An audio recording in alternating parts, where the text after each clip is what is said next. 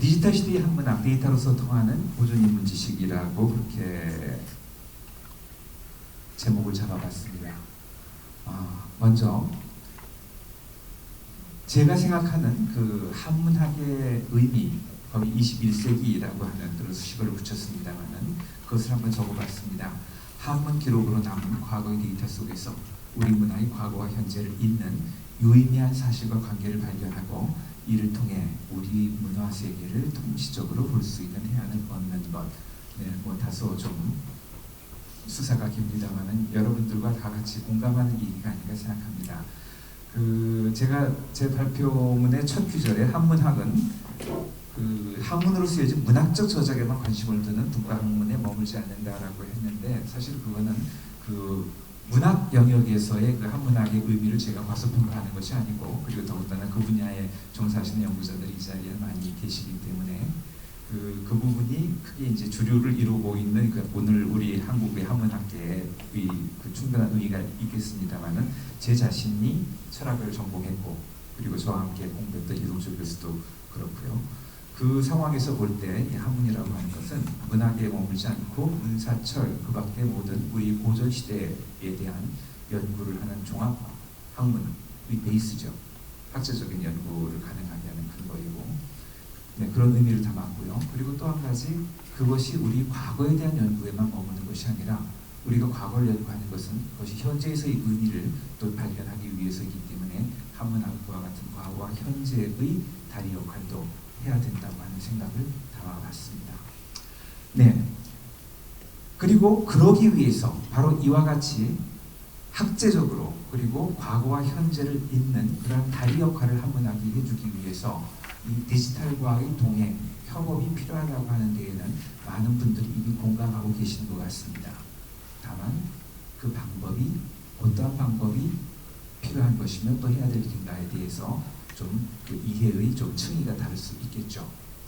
그래서 먼저 한문학과 디지털 기술은 어떻게 관계를 맺어왔고 또 앞으로 그 관계를 어떻게 발전시켜야 될 것인가 하는 논의를 먼저 좀 짚어보도록 하겠습니다.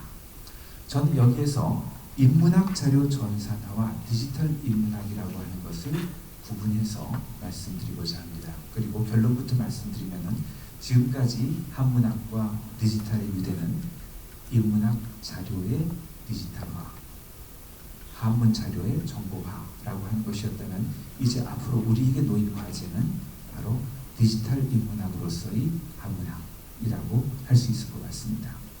자, 양자는 어떻게 다른가? 사실은 하나의 연장선상에 있죠. 그렇지만은 인문학 자료의 전산화라고 하는 것은 정보 처리 기술을 운용할 수 있는 사람들이 인문학 연구자와 교육자, 피교육자들을 위해 인문학 자료를 디지털 데이터로 전환하는 것을 위주로 한 것. 그걸 인문학 자료의 전산화, 정보화라고 우리가 해왔습니다.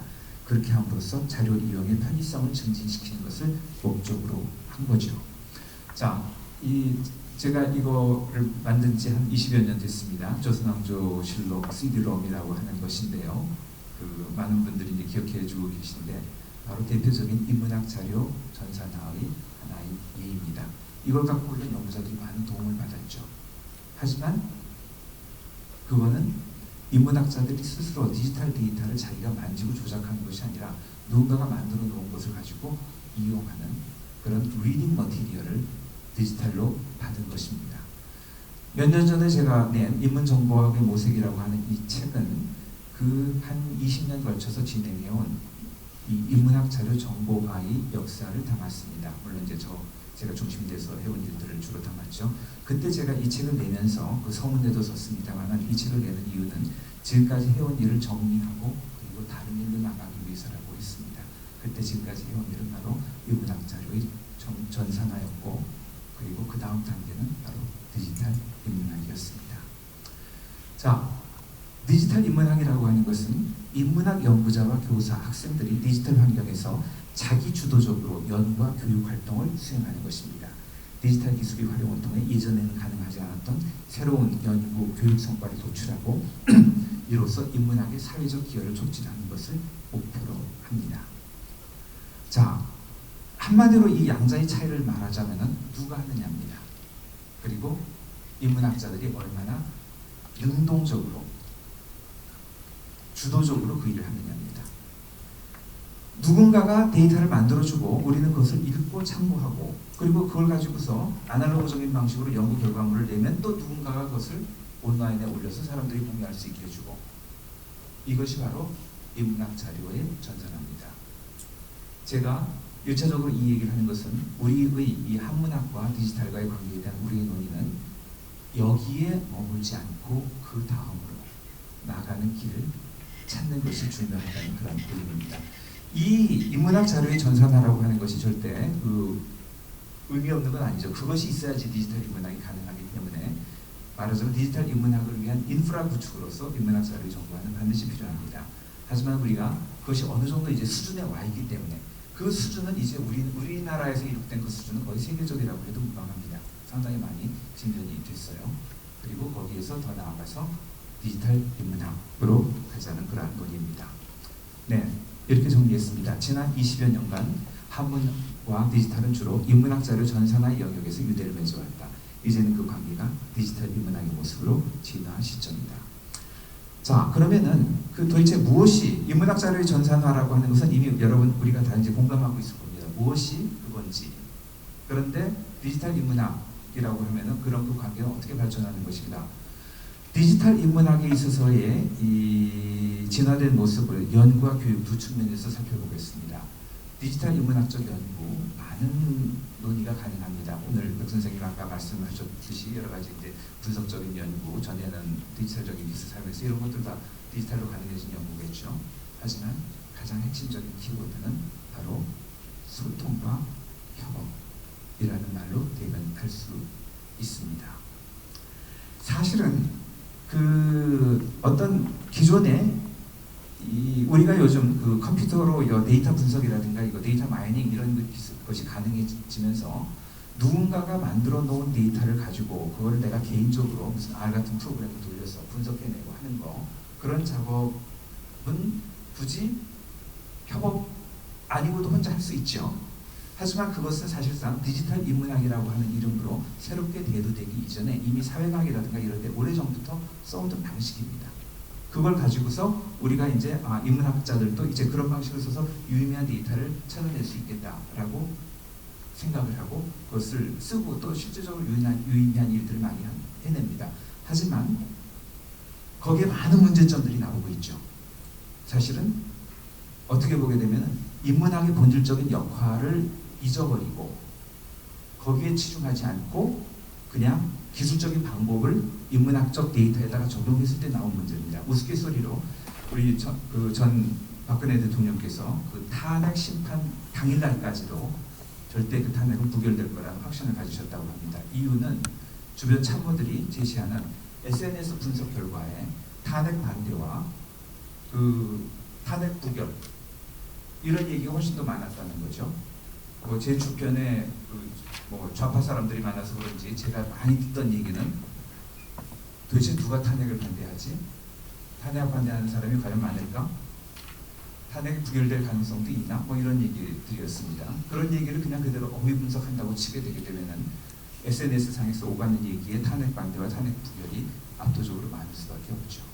사실 인문학자들이 해야 될 일은 그 컨텍스트 안에서 이것이 어떠한 문맥으로 쓰였는지 그것을 분석하고 그것을 찾아내는 일인데 그것을 도외시하고 그냥 만들어진 데이터를 리딩해서 프로그램 돌려가지고 그 결과만 찾아낸다고 하면은 그거는 인문학적인 노력이 아닙니다.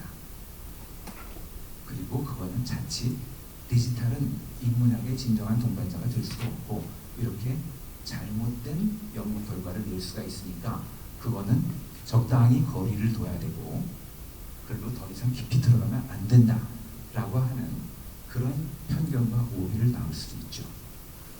자, 어떻게 보면 그러한 것들은 사실은 우리가 직접 그 속에 디지털을 가지고서 인문학적인 실험을 하는 것이 아니라 누군가가 만들어진 데이터를 가지고 내가 리더의 입장에서 그것을 이용하는 어떻게 보게 되면은 디지털 인문학적으로 인문학의 세계에 뛰어들기보다는 여전히 인문학 자료의 전산화의 주변에서 그 성과를 이용하는 차원의 머물기 때문에 나오는 일일 수도 있습니다. 자, 한편 디지털 인문학이 이 협업을 생명으로 한다고 하는 것은 뭐 간단히 얘기해서 이렇습니다. 지금 어떤 한 사람의 연구자가 그 자기가 알고 있는 자료를 가지고 그걸 디지털적인 방법으로 여러 가지로 분석하고 측정해가지고 연구 결과를 냈다고 합시다. 그것으로도 예전과는 다른 좀 신선한 그러한 모습의 연구 결과는 분명히 나올 수 있을 겁니다. 그리고 아까 우리 배 선생님이 말씀하셨듯이 어떤 심증을 물증으로 제시하는 그러한 효과도 있을 겁니다. 하지만 그러한 연구를 기획하고 저에게 의논하시는 많은 분들과 제가 대화를 할 때 제가 한 가지 꼭 이런 우려의 뜻을 같이 얘기합니다. 그것이 선생님께서 디지털적인 방법을 쓰지 않고 그 시간을 그만큼 전통적인 방법으로 더 문헌을 찾고 내용에 대해서 고민하는 것보다 더 의미 있는 결과를 낳을 수 있겠습니까? 사실상 그 자신도 그렇고 저도 그렇고 쉽게 그렇다고 대답하기가 어렵습니다. 하지만 여기 이 한 분이 그런 연구를 하고 있고 다른 한 분이 그런 연구를 해서 데이터를 자기 나름대로 열심히 모으고 정리하고 하는 일을 하는데 그것이 그 사람의 개인적 데이터에 머물지 않고 A라고 하는 사람과 B라고 하는 사람이 서로 공유할 수 있는 데이터가 된다면 나의 자료에서는 그걸 발견할 수 없었는데 저 사람이 한 데이터에 바로 이 답을 실마리가 될 수 있는 정보가 그곳에 있다면 이러면은 데이터로 만들어서 서로 같이 공동의 연구를 함으로써 개인 연구가 비디지털적인 방법의 연구가 할 수 없던 일을 분명히 해주게 됩니다. 이걸 개인과 개인 차원에서뿐 아니라 학계와 학계, 문학, 역사 연구에서 답을 얻지 못하던 것을 문학 연구에서 답을 얻을 수도 있고 그리고 다른 뭐 예술학에서 그 실마리를 찾을 수도 있는 이러한 부분이 가능하기 때문에 그리고 데이터로 우리의 지식을 언어로 만들었을 때는 학회에 모여가지고서 서로 주고받거나 남의 책 읽어서 분석하거나 하는 이러한 시간 걸리는 과정을 거쳐야 되는데 그 연구 과정이 데이터로 기록이 된다고 한다면 그것이 바로 즉각적으로 그러한 공동 연구의 환경이 만들어지는 결과가 나오기 때문에 데이터를 기본으로 하는 디지털 인문학 연구는 인문학 발전에 도움이 될 수 있다고 우리가 믿는 것입니다. 또 한 가지 디지털 인문학 연구를 얘기를 할 때 사실은 요즘에 우리 한국 학계 연구자들이 너무 이 스트레스가 많고 부담이 많아요. 뭐 취직하기 위해서 내지는 재임용하기 위해서 논문 써야 되고 그리고 어떻게 하면 이것이 어떤 연구에 대한 얘기를 할 때 이게 나의 논문 쓰는 연구에 과연 도움이 될 것인가 이런 생각을 우리가 많이 하는 경향이 있습니다만은 사실은 저부터가 그게 당장 금년 내에 2편의 논문을 더 썼는데 디지털적인 연구가 도움이 될까? 여기서는 사실 저는 회의적입니다. 데이터 만들어야지, 그거 정리해야지, 분석해야지 쉽지가 않아요.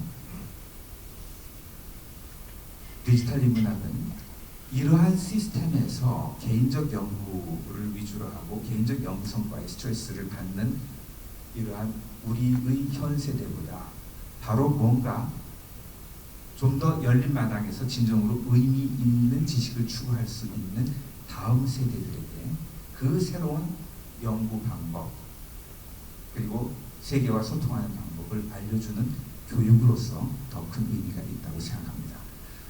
신세대들은 디지털 네이티브스, 디지털 원어민이라고 얘기를 합니다.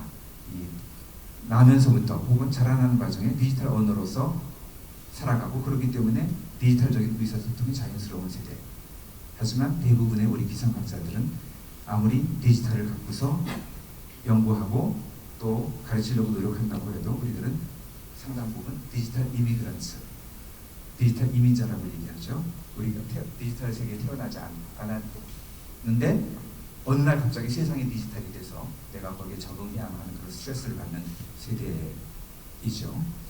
그 스트레스를 받으면서 내가 뭐를 하려고 하는 것, 그것도 물론 중요한 일이고 의미 있는 노력이겠습니다만 그보다는 우리 다음 세대들에게 좀 더 자유로운 그러한 디지털적인 소통으로 학문화를 할 수 있도록 공부하고 배우고 소통할 수 있도록 하는 그러한 노력이 필요하다고 생각하는 것입니다. 한문학의 사실 한문학에서 공동연구가 필요하냐 하는 이러한 문제에 대해서는 제가 굳이 긴 이야기를 하지 않아도 될 것 같습니다. 아무리 우리 학계가 개인 연구 실적을 요구하고 모든 학위 논문을 비롯해서 이런 저작물들이 그 개인의 업적으로 나오는 것을 가장 중요하게 강조한다고는 합니다만, 특히 한문학이라고 하는 영역에서만큼 우리가 오늘도 많이 논의되고 있던 원전의 표점, 교감, 문헌 비평, 이러한 일들이 어느 한 개인이 단독의 노력을 하기보다는 학계의 공동의 노력을 모아야 한다고 하는 것에 대해서 우리가 이견을 갖지 않습니다. 그런데 디지털 정비 방법이 아니고서는 그것이 절대 쉽지가 않을 뿐더러 어느 정도 이상을 할 수가 없습니다. 저는 이 디지털적인 방법은 우리가 이 표점 교감과 같은 어떤 이러한 공동의 한문 영역에 있어 한문학 영역에 있어서의 가장 기본적인 기초 연구의 편의성을 더해주는 도구가 아니라 예전에는 가능하지 않았던 일을 비로소 가능하게 해주는 새로운 플랫폼이라고 생각을 합니다.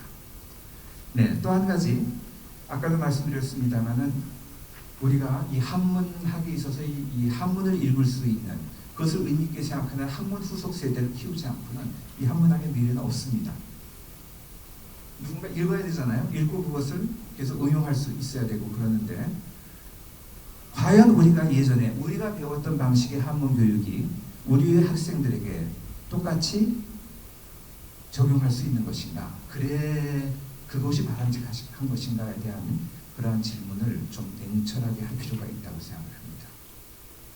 단지 시대가 바뀌어가지고서 안 듣는 것인지 외면하는 것인지 이미 그들이 사용하는 언어가 다르고 그들이 생각하는 방식이 다른데 우리의 언어와 우리의 사유 방식이 너무 예스러운데 그것을 그대로 요구하기 때문에 이러한 유리가 일어나는 것이 아닌지 디지털적인 이 교육 방식을 통해서 우리의 전통 문화, 한문으로 쓰여진 그러한 지식 자원에 가깝게 다가갈 수 있도록 하는 그러한 교육이 필요합니다.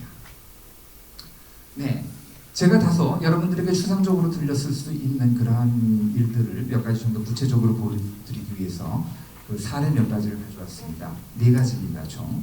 그 중에서 첫 번째는 경학자료 연구 편찬이라고 하는 그러한 부분인데요.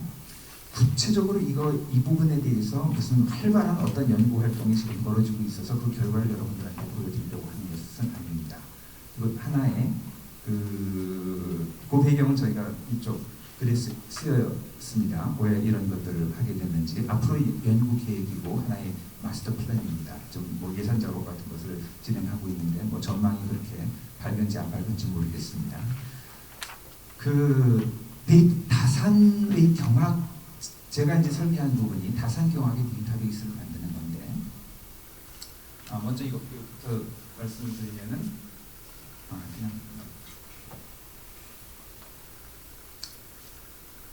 이게 아까 말씀드렸던 그 인문학 자료의 전산화 개념에서의 이 경학자료 데이터베이스 구축 모델입니다. 이전에 공자님과 그의 제자들이 어떤 지식을 논의했죠. 그걸 그 시절에 이 책이라고 하는 매체에 고정화시켰습니다. 그리고 그것을 그 매체를 이 문헌을 우리가 디지털화해서 그 내용을 우리가 보고자 합니다. 이게 인문학 자료의 전산화이고 현재까지의 경학 자료는 모두 이 모델을 가지고 데이터베이스가 만들어졌습니다. 중요하지 않다는 게 아닙니다. 이것이 반드시 돼야 되고 그리고 아까 이동철 교수가 말씀하셨듯이 그냥 이 콘텐츠 내용을 그대로 담아내는 것뿐 아니라 이 물리적인 형태까지도 그대로 담아낼 필요가 있습니다. 저는 그 부분에 대해서 100% 동의를 합니다. 하지만 이러한 흐름에 우리가 이러한 흐름을 생각해 볼 수 있습니다. 우리에게 남겨진 이 옛 문헌에서 우리는 그 문헌 그 자체를 그 내용을 그대로 디지털 사본을 만들기보다는 거기에 담겨져 있는 이 지식 그것도 어느 한순간에 만들어진 것이 아니라 경학이라고 한다면 수천 년에 걸쳐서 변천해온 그런 지식의 내용이 무엇인지를 찾아내서 그거를 디지털 데이터로 만들어서 보자는 것입니다. 이 데이터베이스는 바로 그러한 내용을 담고 있습니다. 그래서 모든 경전과 대개 보게 되게 되면은 이 13경 주소본이든지 혹은 주자 집주본이든지 그 가산의 그 주석이든지 그런 것들을 그가 주석한 경문과 그리고 그의 여러 주석가들의 주석 이런 것들을 그때 그 시대의 판본에 따라서 우리가 똑같이 그 판본의 카피를 만드는 것이 지금까지의 그 고적 자료 전산하였습니다만은 여기서는 그 프레임워크를 바꿔가지고 이 코어 데이터 즉 어떤 경전의 경문에다가 경문과 주석문을 독립시키고 각각의 모든 역대 주석가들이 이 단 경문에 대해서 어디에서 주석을 달았는지 그리고 또 후대의 주석은 그 전대의 주석가의 어떤 부분에 대한 주석인지 이러한 부분은 모두 데이터 네트워크로 정보화하는 그러한 프레임워크를 구상을 한 것입니다. 실제로 이 정약용의 노노 주석을 이 타겟 텍스트로 해가지고 그러한 관계들을 데이터베이스화함으로써 정약용의 이 코멘트 하나가 그것이 누구 뭐 송대의 한대의 누구의 주석을 송대의 누가 다시 본 것을 그가 다시 봤고 또 이런 부분은 그것을 일본의 주석가가 본 부분을 다시 다산이 비평을 했고 하는 일종의 이제 지식 계보의 네트워크를 만들어내는 그러한 프레임워크이죠. 자, 이것을 제가 지금 말씀드리는 것은 이거는 누군가가 저나 우리 한국학중앙연구원의 어떠한 연구원들이 다 만들면 여러분들이 그걸 쓰실 수 있는 그런 성격의 데이터베이스가 절대 아닙니다. 아시다시피 그 작업은 어느 개인도 혼자 하기에는 너무나 벅찬 작업이죠. 하지만 우리는 경학 연구하는 많은 사람들이 이 일을 합니다. 경문 분석하고 지식계보 추적하고 그래서 이러한 것이 이렇게 새로운 해석으로 가고 그것이 이어졌다라든지 이런 분석을 끊임없이 하는 게 우리의 연구입니다. 단 아날로그 방식으로 하기 때문에 그것이 집적이 되지 않고 어떤 사람은 욕을 밝히고 어떤 사람은 욕을 밝혔는데 이건 이 사람의 논문을 봐야지 알 수 있고 저건 저 사람의 논문을 봐야지 알 수 있다는 거죠. 이 공동의 프레임워크상에서 우리는 그 모든 노력이 결집돼서 하나의 협동연구, 융합연구의 결과로 볼 수가 있게 되는 겁니다. 그게 가능하겠느냐? 가능합니다. 왜? 지금 사실은 여기 이 텍스트로 쓸 수 있는 개별 그 주소의 텍스트들은 많은 부분이 이미 디지털 데이터로 돼 있습니다. 하지만 그것이 책 단위로 편찬되어 있기 때문에 그 부분을 이런 식으로 분석적인 데이터를 보여주질 못하는 거거든요. 하지만 우리가 어차피 우리 연구가 그런 거라고 한다면 그런 데이터를 기반 소스가 마련이 되어 있는 데이터베이스 안에서 이런 릴레이션 정보들을 주어 나감으로써 우리는 이와 같은 새로운 형태의 경학 데이터베이스를 만들 수가 있는 거죠. 요는 이러한 것을 디지털 인문학의 하나의 모델이라고 한다면 그거는 어떤 누구 컴퓨터 잘하는 사람들이 만들어줄 수 있는 데이터베이스가 절대 아니고 우리가 텍스트를 읽고 고민하고 해석하는 그 현장을 이 디지털 세계에서 그 현장이 디지털 세계에 있게 함으로써만이 이루어질 수 있는 일이라는 것입니다. 우리는 그러한 것을 디지털 인문학이라고 합니다.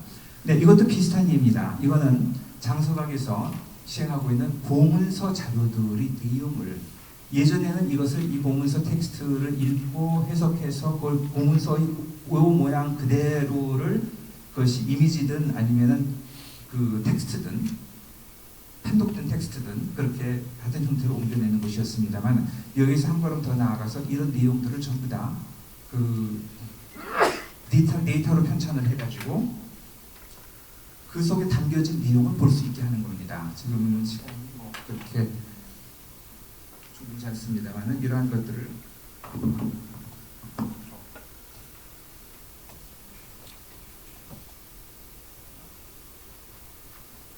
실제적으로 이 자료집에 있는 주소를 가지고 치시게 되게 되면 여러분들이 바로 이 데이터베이스를 이런 식으로 보실 수가 있습니다. 지금 이거는 그 김명렬, 김번, 김수종 이 3대에서의 재산 상속 문서를 가지고 그 집안에서 노비들이 어떻게 상속이 돼갔는가. 저기 지금 보니까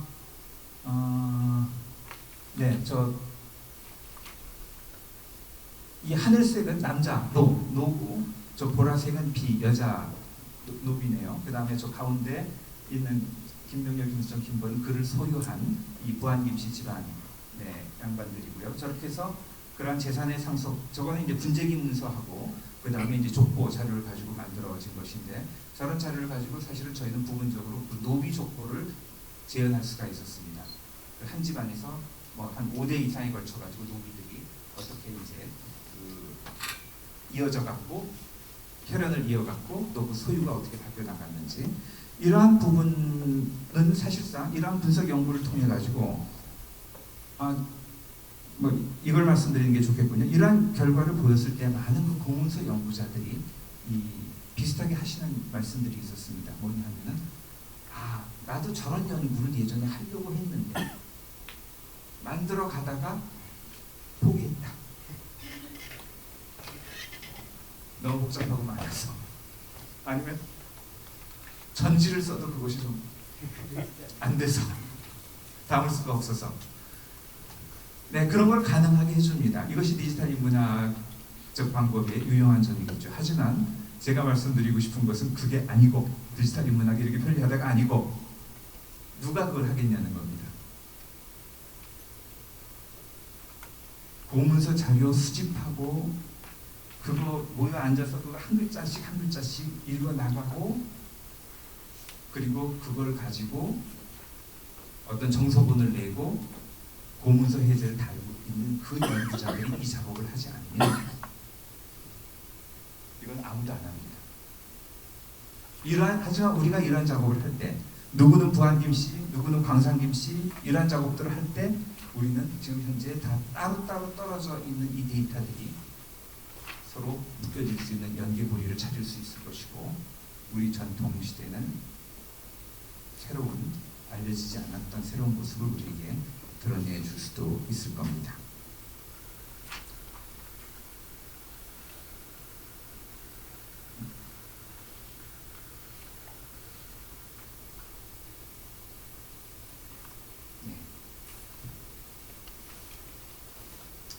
네, 다음 이것도 사실은 제 프레젠테이션 전부 네트워크 그래프가 들어가 있죠. 사실은 이거를 그냥 시각화 정도로 생각하시는 분들도 계실 수 있겠습니다만은 저희가 이 디지털 인문학이라고 하는 이름으로 하는 일들의 중요한 부분이 예전에 많은 지식은 이렇게 노드에 대한 정보를 우리가 얻는 거였습니다. 하지만 그 지식의 이거 먼저 설명드리죠. 이거는 이제 우리가 승탑 비문을 중심으로 해가지고 그 비문을 읽고 해석하는 그러한 공부를 하고 저희 이동철 교수께서 지난 겨울에 저희 연구원에 여러 차례 오셔가지고 저희 학생들과 함께 이 승탑 비문을 강독하는 것을 지도를 해주셨습니다. 그것을 읽고 그 내용을 그래서 그 승탑 비문을 이런 식으로 읽고 해석을 합니다. 그래서 의천의 세계를 여기는 이 전부 그 승탑비에 있는 내용을 가지고 구성한 거죠. 그런데 거기에만 그치는 것이 아니라 그 관련된 많은 정보들을 찾아가지고 이와 같은 네트워크 그래프를 만들어냅니다. 그래서 여기 보게 되면 의천은 여기 난원이라고 하는 것과 어떻게 되느냐면 난원 has disprove 의천 이런 즉 난원과 의천은 사제관계다. 그 다음에 여기 보게 되면은 이 의천의 이 부도가 여기 순천 서남사의 대가강 승탑으로 존재한다. 그리고 그의 일생을 적은 그의 업적을 적은 비가 여기 칠곡선봉사 대각복사비, 개성용통사 대각복사비 이렇게 존재하는데 개성권은 김부식이 있었고 그리고 칠곡선봉사는 임준이라고 하는 인물이 있었다. 그것은 뭐 이 절에 있다 하는 이러한 관계들을 지식의 관계들을 전부 찾아가지고 이러한 지식의 네트워크를 만드는 거죠. 그냥 머릿속에 떠오르는 대로 그 관계를 정리하는 것이 아니라 이 체계를 담아낼 수 있는 틀을 먼저 디자인해서 온톨로지라고 합니다. 저희가 그거를 그러한 틀을 디자인해가지고 그 틀 속에서 규정하는 관계대로 이러한 정보들을 찾아가지고 이 네트워크를 만들고 그리고 그 네트워크를 짜서 들어가게 되게 되면은 거기서 새로운 정보를 찾게 하는, 볼 수 있게 하는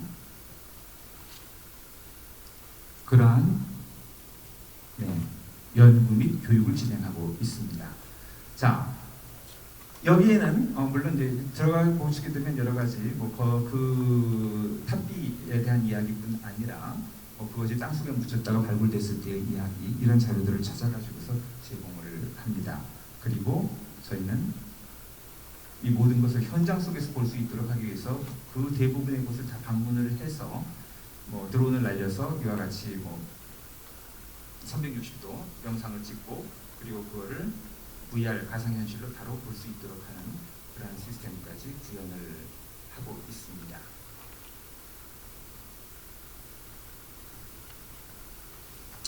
마지막 한 가지 더 사례를 말씀드리도록 하겠습니다. 저희가 매년 여름 그 해외에 있는 이 외국인 학생들을 외국 대학에 재학하는 그 한국학이나 동아시아학을 공부하는 학생들을 초청을 해가지고 이 3주 동안 한문 교육 프로그램을 시행을 합니다.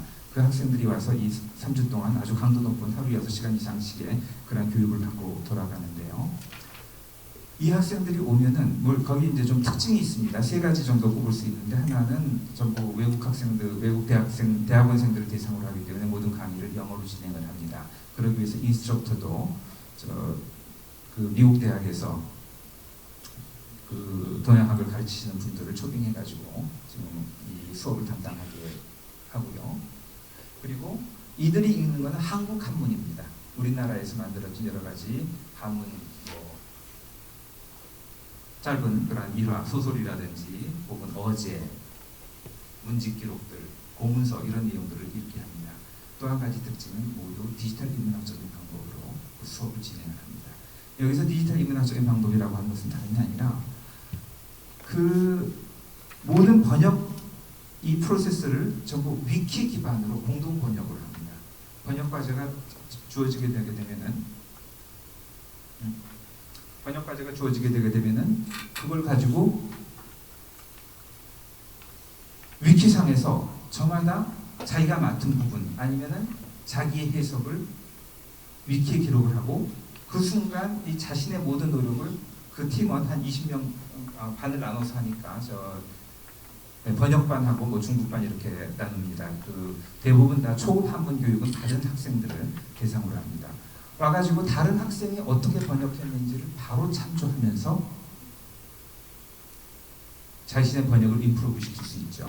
아까 그 고전번역원에서 대표님이 소개하셨던 이 번역 지원 시스템하고 유사한 기능을 하는데 그 번역 지원 시스템은 뭐 돈 들여서 여러 가지 그 직접 프로그램을 만든 건데 그럴 거 없이 이건 한 푼도 안 들었어요. 기본적으로 이 위키를 사용해도 비슷한 효과는 좀 불편하죠. 물론 그렇지만 위키는 위키대로 또 편리한 점이 있습니다. 그렇게 하고 그리고 그러한 번역을 진행을 하면서 저마다 자신이 어떤 토론거리, 의문사항 이런 것들도 역시 위키에 바로 제시를 합니다. 그러면은 서로가 다 그 문제의식을 공유할 수가 있고 그러면 그 결과를 가지고 토론을 거쳐서 완성본을 만들어냅니다.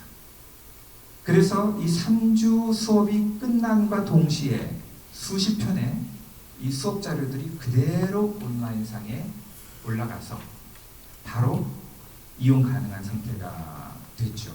물론 이게 100% 정확하다 내지는 아주 모범적이다 얘기할 수 없습니다.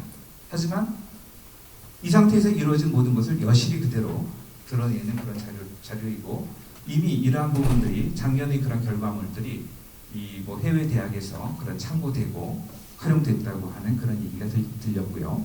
또 한 가지 무엇보다도 여기 참석한 학생들이 나도 바로 돌아가서 수업을 하게 되면 이런 식으로 학생들과 함께 자신의 텍스트를 공동으로 프로젝트 베이스로 그 수업을 하겠다라고 하는 그런 학생들이 꽤 있었습니다. 자, 결론입니다. 그냥 짧게 읽는 것으로 대신하도록 하겠습니다. 시간도 많이 지났으니까요. 4차 산업혁명 시대라고 하는 오늘날 디지털 기술 또는 데이터 과학이 서로 다른 영역의 지식을 소통하고 융합할 수 있게 한다고 합니다. 우리가 관심을 두는 보존의 세계도 디지털 기술에 의해서 바로 소통이 될 수 있을까요? 그럴 수 있다는 이러한 주장이 있습니다. 그것이 소위 말하는 그 뉴럴 네트워크 기반의 인공지능론에서는 그런 것을 얘기를 합니다만은 현실적으로 그것은 가능한 일이 아니라고 하는 것은 우리가 상식적으로 알 수가 있습니다. 뭔가 아까 우리 백 실장님 보셨나요? 백 실장께서 말씀하셨던 내용 가운데 과거 해오던 룰 기반과 어떤 통계 기반이라고 하는 것은 인간이 쌓아놓은 지식을 이용하자는 거고, 그리고 그 뉴럴 네트워크 기반이라고 하는 것은 그거 쓰기보다는 그냥 컴퓨터가 그 규칙을 발견하도록 그렇게 만들어 놓는 건데, 번역에 있어서 이 뉴럴 네트워크 기반이 유용한 것이 여러 가지로 좀 입증이 됐죠. 하지만 그 고전 번역원에서도 여러 가지 기존에 만들어진 번역 코퍼스를 쓴다든지 사전을 참조할 수 있게 한다든지 하는 건 다 어느 정도의 그 룰 베이스를 거기다가 이입을 시키는 겁니다. 즉 어느 정도의 기본적인 패럴렐 코퍼스 같은, 패럴렐 코퍼스라고 하는 건 기존에 번역된 거, 한문을 한국어로 이렇게 번역된 것과 같은 기존의 데이터가 있을 때 그러한 융합과 소통, 새로운 인공지능적 발전이 가능하지, 그것이 전혀 없는 상태에서 단지 컴퓨터가 일할 근거가 없는 거죠. 고전 연구가 지금처럼 분과 학문별 아날로그적 연구 결과물을 생산하는데 디지털 기술이 이것을 하나의 종합적인 지식으로 묶어줄 것을 바라는 것은 디지털 시대의 학술에 대한 본다는 기대라고 할 수가 없습니다. 각각의 분과 개개의 연구자들이 개별적으로 관심 분야를 탐구한다고 해도 그 지식이 서로의 관계성을 찾아 연결되고 소통될 수 있도록 하기 위해서는 지식 탐구의 첫 단계에서부터 그 각각의 산출물들이 소통될 수 있는 데이터로 만들어져야 합니다. 자, 소통될 수 있는 데이터를 만드는 것이 어렵다고 생각할 수 있습니다. 그리고 저는 사실상 우리의 기성학자들이 그거에 대해서 너무 그렇게 스트레스를 안 받았으면 좋겠어요. 왜냐하면 기성학자들은 기성학자들대로 지금 아직 해야 될 일들이 많이 있고, 그렇죠? 하지만 우리 다음 세대들은 바로 그와 같이 디지털로 소통하는 환경 속에서 공부하고 연구해야 될 세대들이기 때문에 그들에게는 이러한 방법으로 일하고 연구하고 소통할 수 있도록 해줄 필요가 있다는 겁니다. 서로에 대해 독립적이고 배타적인 권위체계를 유지하고 있는 분과학문 세계에서 서로가 소통할 수 있는 표준적인 디지털 화법을 약속하고 준수하는 것은 용이한 일이 아닙니다. 하지만 몇몇 종류의 분과학문이 모두 인정하는 선수 과정이 존재한다면 그 공동의 학습 과정에서 소통의 능력을 증진시키는 계기를 마련할 수 있을 것입니다. 문학이든 철학이든 역사학이든 예술학이든 그것을 공부하기 위해 한문을 배워야 한다면 한문 공부가 바로 공동의 선수 과정이 될 수 있습니다. 이때 한문의 해석을 아날로그적 언어로 수행할 뿐 아니라 그 과정과 결과를 디지털 데이터로 표현하는 능력을 함께 배양하는 방법을 강구할 수 있습니다. 학생들에게 한문을 읽고 해석하는 능력을 가르칠 때 그 내용이 무엇이든 내가 수고하여 찾아낸 해석의 결과가 디지털 환경에서 곧바로 보이고 비교되고 평가되고 이용될 수 있도록 하는 능력을 함께 습득하게 하자는 것입니다. 어렵게 생각할 것 없이 위키를 가지고 우리 과제물을 만들게 하는 것부터 시작을 해도 좋습니다. 그리고 거기에 한 걸음 덧붙여서 학부생들도 심지어는 고등학생들도 하루면 배워서 응용하는 네트워크 그래프를 만드는 그러한 방법을 알려줘서 내가 공부하는 이 글에 등장하는 인물들이 누구고 그들이 서로 어떠한 관계고 그들은 어떤 역사적 사건에 연루돼 있고 그리고 또 다른 어떠한 문헌을 남겼는지 이러한 데이터를 만들어 얘기할 수 있는 것입니다. 이러한 수학 과정을 거친 한문학도들이 각자의 관심을 좇아 종사하게 될 다양한 분과 학문의 연구 및 교육 성과들이 자연스럽게 데이터화되고 디지털 세계에서 공유됨으로써 우리가 탐구하는 고전의 세계는 분절된 파편의 형태가 아닌 총체적인 전체의 모습을 우리에게 보일 수 있을 것입니다. 그리고 그 연장선상에서 현대사회의 다양한 요소들이 고전의 세계에 깊은 뿌리를 닫고 있음을 이들이 알 뿐 아니라 또 그것을 다른 사람들에게도 보여줄 수 있을 것입니다. 한문을 공부하는 것이 고전의 세계에 대한 지식을 얻는 일임과 동시에 그 지식이 현대사회의 다양한 현상을 해석하는 데이터로 쓰일 수 있게 하는 것, 디지털 인문학에 다가가는 미래 한문학의 확장된 역할을 이렇게 기대해 봅니다. 네, 감사합니다.